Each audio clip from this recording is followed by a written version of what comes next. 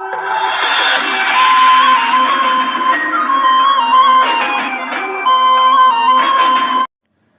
சொந்தங்களுக்கு இனிய வணக்கங்கள். இன்றைய பதிவில் அசுரர்களை வதம் செய்வதற்காக உருவான சப்த கன்னிகைகள் யார் யாரு, அவங்களுடைய பிறப்பை பற்றியும் அதில் மிக முக்கியமான அதிக சக்தி வாய்ந்த வராகி அம்மனுடைய வரலாறு பற்றியும், எதிரிகளை அழிக்கும் வராகி அம்மனை எப்படி நாம முறைப்படி வழிபாடு செய்யணும், அவங்கள வழிபாடு செய்யறதுனால எந்த மாதிரியான பலன்கள் எல்லாம் நமக்கு கிடைக்கும், ராஜராஜ சோழனுடைய ஒவ்வொரு வெற்றிக்குமே வராகி அம்மன் தான் முக்கியமான ஒரு காரணமா இருந்தாங்களாம். அவருடைய இஷ்ட தெய்வமே வராகி அம்மன் தானா. தஞ்சை பெரிய கோவில்ல இருக்க வராகி அம்மனுக்கு பின்னாடி என்ன ஒரு புராண கதைங்கிறத நீங்க தெரிஞ்சுக்கணும் அப்படின்னா இந்த வீடியோவை ஸ்கிப் பண்ணாம கடைசி வரைக்கும் முழுமையா பாருங்க. இது போன்ற சுவாரஸ்யமான தகவல்களை தெரிஞ்சுக்கிறதுக்கு நம்ம சேனலை சப்ஸ்கிரைப் பண்ணி வச்சுக்கோங்க. முதல்ல யார் இந்த சப்த கன்னியர்கள்ங்கிறத தெரிஞ்சுக்கலாம். நவகிரகங்கள் உருவாகிறதுக்கு முன்னாடியே தோன்றினவங்க தான் இந்த சப்த கன்னியர்கள்.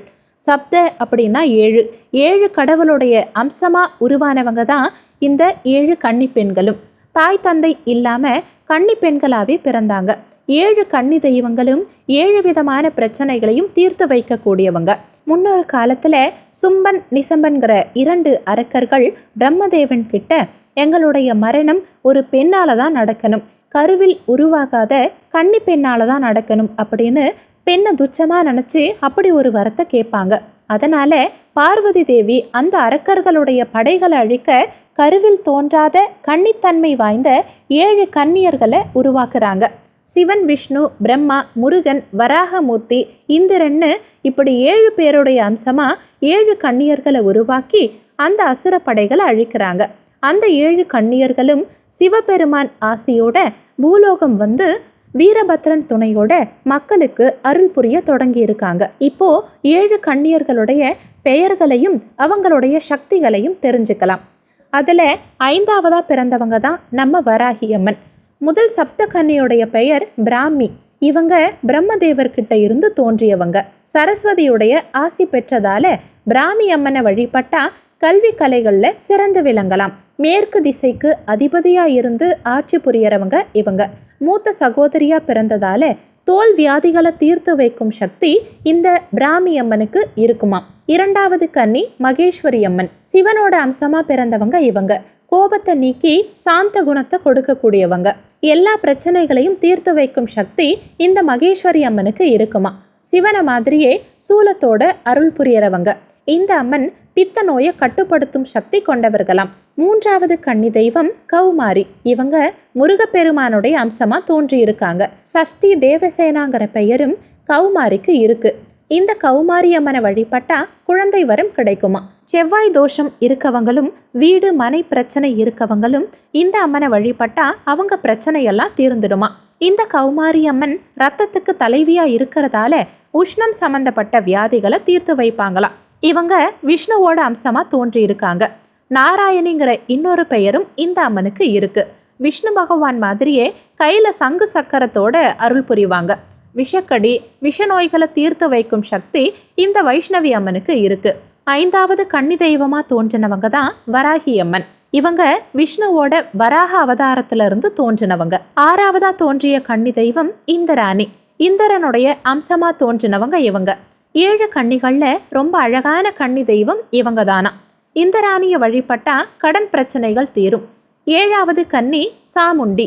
ஜண்டாவையும் முண்டாவையும் அழிச்சவங்க இந்த சாமுண்டி அம்மன் தான். சிவனோட ருத்ர அம்சமாவும் பத்ரகாளியுடைய வடிவமாவும் தோன்றினவங்க தான் இவங்க. கடைசி கன்னி தெய்வமான இந்த சாமுண்டி அம்மன் எந்த மாந்திரீக சக்திகளுக்கும் கட்டுப்பட மாட்டாங்களாம். வீரத்துக்கு பொறுப்பான இந்த சாமுண்டிய வணங்குனா உடல் பலம் பெறுமா. கன்னியர்கள் சும்பன் நிசும்பன் அரக்க படைகளை வதம் செஞ்சு தேவர்களையும் மக்களையும் காப்பாத்தி இருக்காங்க. கோவிலே இல்லாத கிராமங்கள்ல கூட ஆதியில் தோன்றின இந்த 7 கன்னிமார்களையும் தான் தெய்வமா வழிபட்டு வந்திருக்காங்க. அதுல மிக சக்தி வாய்ந்த பன்றியின் முகம் கொண்ட வராகி அம்மனை பத்தி இப்போ பார்க்கலாம். சப்த கன்னிகைகள்ல 5வது கன்னி தெய்வம் தான் நம்ம வராகி அம்மன். வராகமூர்த்தியுடைய அம்சமா பன்றி முகத்தோட தோன்றி பார்வதி தேவியின் ஒட்டுமொத்த படைகளுக்கும் படை தளபதியா இவங்க இருந்திருக்காங்க. காட்டு பன்றி உருவம் எடுத்ததாலையும் ஆக்ரோஷமான முகம் கொண்டதாலையும் சிலர் அம்மனை வழிபட தயங்குவாங்களாம். வராக அவதாரத்திலையும் விஷ்ணு சாதாரண பன்றியா இல்லாம காட்டு பன்றி உருவம் தான் எடுத்திருக்காரு. எதனாலன்னா பூமியை பிளந்து அரக்கனிடமிருந்து பூமாதேவியை மீட்க. வராகியம்மனும் அதே மாதிரிதான் சாதாரண பன்றி உருவம் இல்லாம அழகான பெண்ணின் உடலும் காட்டு பன்றியின் தலையும் கொண்டவங்க. இந்த காட்டு பன்றிகள் சாதாரணமா கிடைக்கிறதையெல்லாம் சாப்பிடுறது இல்லை. பூமியை பிளந்து அதுல இருந்து கிடைக்கக்கூடிய கிழங்கு வகைகளை மட்டும்தான் உணவா சாப்பிடும். வராகியம்மனுக்கு மொத்தமா 8 கைகள் இருக்குமா. சங்கு, சக்கரம், உலக்கை, கலப்பை, அம்புசம், வால், கேடயம், அரிவாள்னு இப்படி பல ஆயுதங்களோட எதிரிய வதம் செய்தவங்க தான் வராகியம்மன்.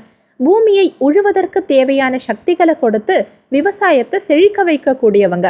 அதனால தான் கையில ஏற்கலப்பையும் உலக்கையும் வச்சிருப்பாங்களாம். சிவன், விஷ்ணு, அம்பிகைன்னு 3 சக்திகளும் ஒன்னா சேர்ந்து பன்றி முகத்தோட ஆக்ரோஷமா இருந்ததால வராகி உருவத்தை பார்த்து உக்கிரமான தெய்வம்னு நினைச்சு எல்லாருக்குமே அம்மன் மேல ஒருவித பயமும் இருக்குமா. கோபத்துல இவங்களுக்கு நிகர் யாருமே இல்லை. அதே மாதிரி பாசம் காட்டுறதுலையும் பக்தர்களை காப்பாத்துறதுலையும் யாருமே வராகி அம்மனுக்கு நிகர் இல்லைன்னு தான் சொல்லணும். வராகி அம்மனுடைய ரதமா கிரிச்சக்கரம் இருக்குமா. இந்த ரதத்தை காட்டு பன்றிகள் தான் இழுத்துட்டு போகுமா. பஞ்சமி திதியில அவதரிச்சதாலையும் 5ஆவதா பிறந்ததாலையும் பஞ்சங்களை விரட்டக்கூடிய அம்மனை பஞ்சமி அன்னைக்கு வழிபட்டு வந்தா நம்ம வேண்டும் எல்லாமே நமக்கு தடையில்லாம கிடைக்குமா. தீராத நோய், பண கஷ்டம், மனநோய், பில்லி, சூன்யம், ஏவல்னு தீய சக்திகளை விரட்டி எதிரிகளோட தொல்லைகளிலிருந்தும் நம்மளோட எல்லா பிரச்சனைகளையும் தீர்த்து வைக்கும் சக்தி இந்த வராகி அம்மனுக்கு இருக்கு. அதனால தான் ஆதி காலத்திலிருந்தே சப்த கன்னியர்களை பலரும் வணங்கி வந்திருக்காங்க. சரி, இப்போ தஞ்சையை ஆண்ட ராஜராஜ சோழனுக்கு வராகி அம்மன் எப்படி இஷ்ட தெய்வமா மாறினாங்கன்னு பார்க்கலாம். சோழர்களின் வெற்றி தெய்வமா இருந்திருக்காங்க வராகி அம்மன். ராஜராஜ சோழன் எப்ப போருக்கு புறப்பட்டாலும் வராகி அம்மனை வணங்காம போக மாட்டாராம். வராகி அம்மன் கிட்ட ஆசி வாங்கிட்டு தான் எந்த ஒரு வேலையா இருந்தாலும் அவர் தொடங்குவாராம். உலகமே வியந்து பார்க்குற அளவுக்கு சிவனுக்கு கோவில் கட்டின அவரு வராகி அம்மனை ஏன் முதன்மை தெய்வமா வழிபட்டார்னு பார்க்கலாம். சிவனுக்கு ஆலயம் எழுப்புவதற்காக சோழ தேசம் முழுவதுமே தேடி அலைந்திருக்காரு ராஜராஜ சோழன். ஆனா எந்த இடமுமே அவருக்கு திருப்தி அளிக்கலையாம்.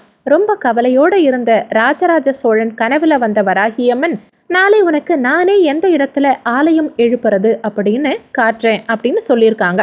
அதே மாதிரி மறுநாள் ராஜராஜ சோழன் உலா வரும்போது ஒரு பன்றி கோவில் கட்ட வேண்டிய இடத்துல பாதத்தால நிலத்துல கீறிச்சான். வராகியம்மன் சொன்ன மாதிரியே ஆலயம் எழுப்ப வேண்டிய இடத்தை காட்டி கொடுத்ததால தஞ்சாவூர் பெரிய கோவில்ல வராகியம்மனுக்கு தனி சன்னதி ராஜராஜ சோழன் கட்டினாரு. தஞ்சை பெரிய கோவில்ல வராகியம்மனுக்கு ஆஷாட நவராத்திரி விழா ரொம்ப சிறப்பாக கொண்டாடுவாங்களாம். எதுக்காகன்னா விவசாயம் நல்லபடியா நடக்கணும்னோ, அதே மாதிரி பசி பஞ்சம் இல்லாம மக்கள் செழிப்பா வாழணும்னோ வராகியம்மனை 1000 ஆண்டுகளுக்கு முன்னாடில இருந்தே முதன்மை தெய்வமா வழிபட்டு இருக்காங்க. காசில வராகி அம்மனுக்கே ஒரு தனி கோவில் இருக்கான். அந்த கோவில்ல நேரடியா வராகி அம்மனை தரிசனம் செய்ய முடியாதான். துவாரங்கள் வழியாதான் வராகி அம்மனை வழிபாடு செய்ய முடியுமா. அடுத்து அஷ்ட வராகி அம்மன் கோவில் எங்க இருக்குன்னு பார்க்கலாம். 8 வராகிகள் சேர்ந்த அஷ்ட வராகி கோவில் சாலாமேட்ல இருக்கான். இந்த கோவில் தான் முதலா வராகி அம்மனுக்காக கட்டப்பட்ட கோவில்னு சொல்றாங்க.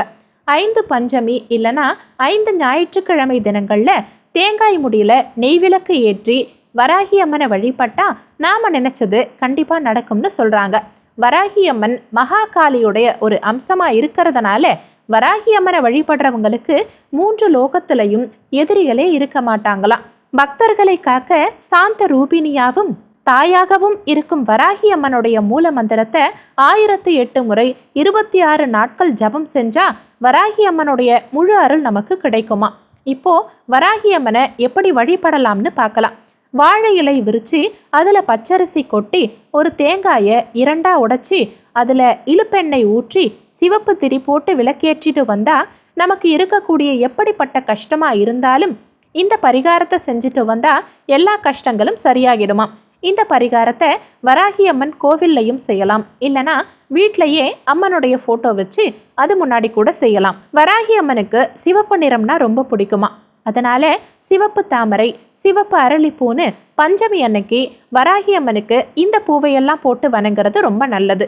வராகி அம்மன் மூல மந்திரம், காயத்ரி மந்திரம் 108 1008 மந்திரங்கள் சொல்லி பூண்டு கலந்து தோல் நீக்கப்படாத உளுந்து வடை, நவதானிய அடை, மிளகு சேர்த்த வடை, வெண்ணெய் நீக்காத தயிர் சாதம், நவதானிய அடை தோசைன்னு இப்படி பல உணவுப் பொருட்களை வராகி அம்மனுக்கு பிரசாதமா படைக்கலாம். ஞாயிற்றுக்கிழமை தினங்கள்ல வராகி அம்மனை வழிபட்டா உடல் நோய்கள் எல்லாம் தீருமா.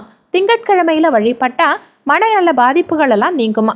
வீடு நிலம் தொடர்பான பிரச்சனைகள் எல்லாம் தீர செவ்வாய்க்கிழமையில வராகி அம்மனை வணங்கலாம். கடன் தொல்லை தீரணும் அப்படின்னா புதன்கிழமையிலையும், குழந்தை பேரு கல்வியில சிறந்த விளங்க வியாழக்கிழமையிலையும், வெள்ளிக்கிழமை வழிபட்டா நினைத்த காரியமெல்லாம் நடக்கும்னு சொல்றாங்க. இப்படி ஒவ்வொரு நாளும் வராகி அம்மனை தொடர்ந்து வழிபாடு செஞ்சுட்டு வரதுனால கலியுகத்திலையும் கண்கண்ட தெய்வமா இருந்து மக்களுடைய குறைகளையும் தீர்த்து வைக்கிறாங்க நம்ம வராகி அம்மன். இப்படிப்பட்ட சக்தி வாய்ந்த வராகி தாயை நீங்களும் வழிபட்டு அவங்களுடைய பரிபூரண அருளை பெற அனைவருக்கும் வாழ்த்துக்கள். இந்த பதிவு உங்களுக்கு பிடிச்சிருந்தா வீடியோக்கு லைக் பண்ணுங்க, மறக்காம மற்றவங்களுக்கும் ஷேர் பண்ணுங்க. நன்றி. மற்றும் ஒரு நல்ல பதிவோடு மீண்டும் உங்களை சந்திக்கிறோம்.